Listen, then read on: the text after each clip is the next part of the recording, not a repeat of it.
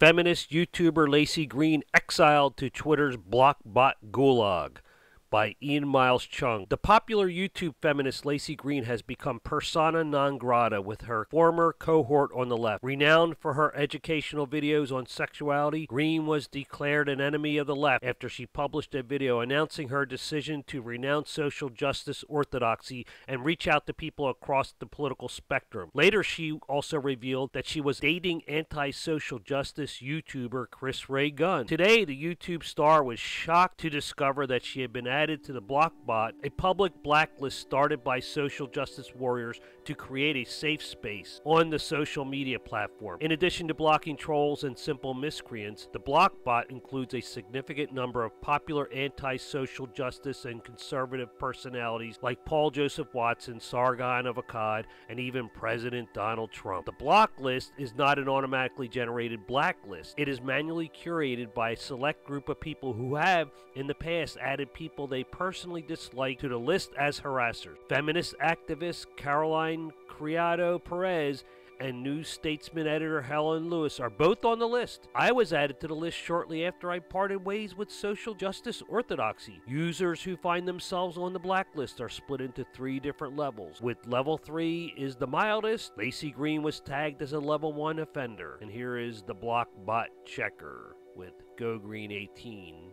Ready to check. According to the original information page, level 1 is populated with accounts that, in the opinion of the blockers, the vast majority of our subscribers would likely wish to ignore. This may include, but is not limited to, accounts that appear to engage in aggressiveness, threats, harassment, dishonesty in an effort to infiltrate social groups, impersonating someone, posting shock images, encouraging self-harm, etc. To our knowledge, Green has not been engaged in any of these activities. The block bot may be intended to block Twitter trolls and other intentionally malicious accounts, but all it really succeeds in doing is to create and maintain an ideological echo chamber free from external interference. As one Reddit commenter suggested, the intent ultimately is to censor oppressive voices and control the narrative. Welcome to the Gulag, Laci. And here are a few tweets recently on Laci's Twitter feed. I want to believe blockchains aren't being used to silence dissent, but I just learned I was manually added after my red pill vid.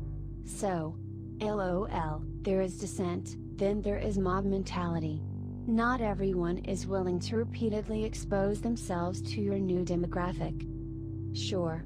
But adding me manually has nothing to do with anyone who follows me. It has to do with me personally, and I don't harass people. I think you're missing my point here, which is that it literally prevents people with different opinions from seeing new perspectives. You got added to the Blockbot, which is used by tens of thousands of people because the people running it think you're a bad person now. Good grief. I'm not very active on Twitter, so forgive my lack of understanding. But why the hell are people so afraid of trying to engage in dialogue?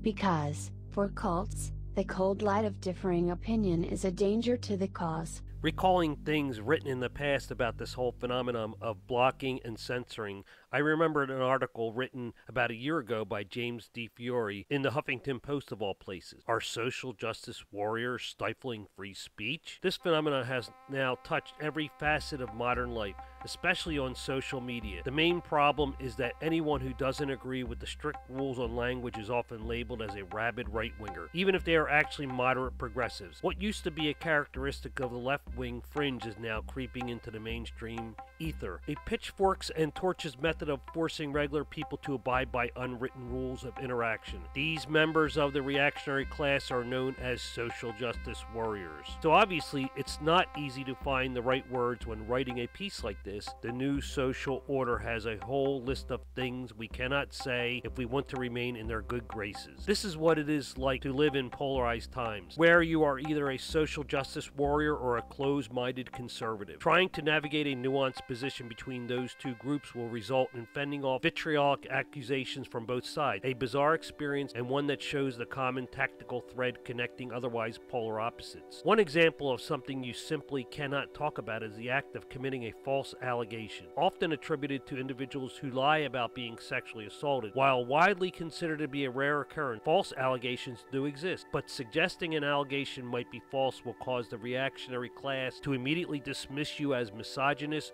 or a rape apologist, even if you are merely trying to have a robust discussion. This reaction is actually an exercise in projection where social justice warriors subconsciously assume that everyone must also be looking through a lens of activism. In this example, SJWs react as if they are now engaged in a debate with a men's rights activist. By the way, this trend, where debate and discussion are traded in for an Orwellian expectation of uniformity, is not sustainable. Free speech is most important when it is being used to say something controversial. You don't have to agree with what is being said, but defending the person's right to say it is what matters most. These two bedrock foundations of a democratic, free society are being torn to pieces by people with infallibility complexes, unable to separate their prejudice from the system they live under, and therefore undermining the very system that allows them to be so obstinate in the first place. And the next one, are social justice warriors the moral majority of our time? Great question. Moral majority used here in a negative sense, that is, a self-appointed moral vanguard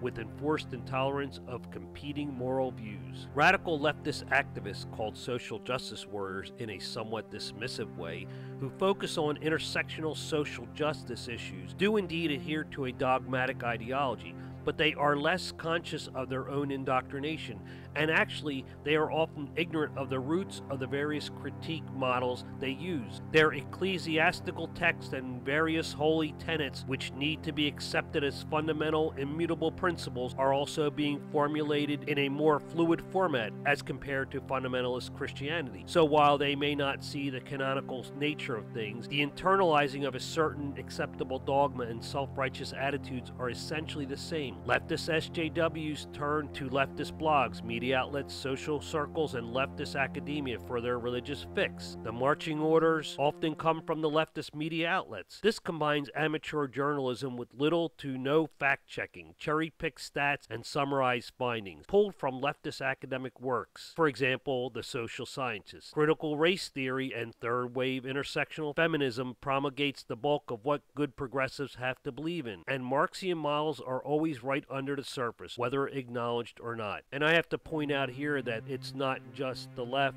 it's the left and the right and everywhere in between that has news or sources these days that are unreliable or just dogmatic. So we don't want to just pick on the lefties here. It comes down to this, people. Reasonable people agree that there aren't always two or more valid sides to any one issue, although there often are.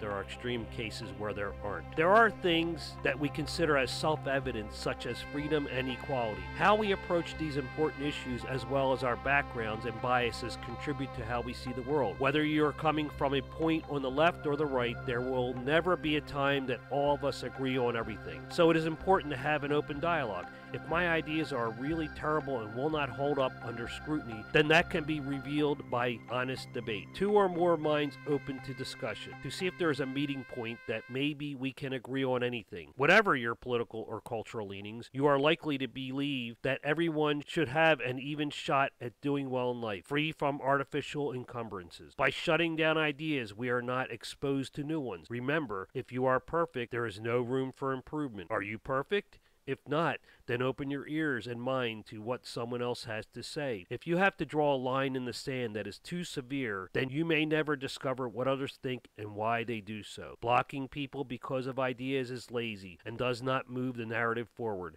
It is not helpful. Wherever you are on the subject of Laci Green and this red pill thing, are you still suspicious? What more do you need to see from her?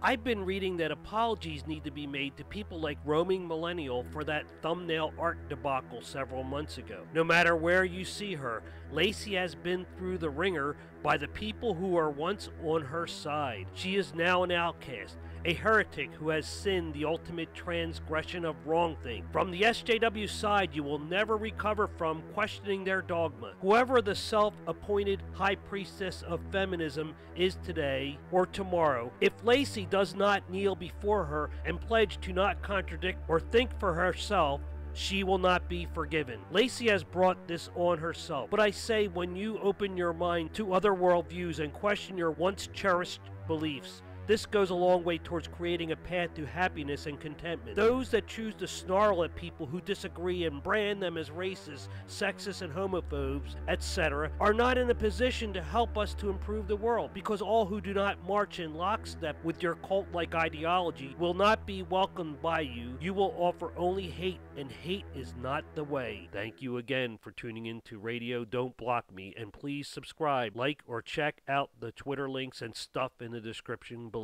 Goodbye. I'ma fucking block you.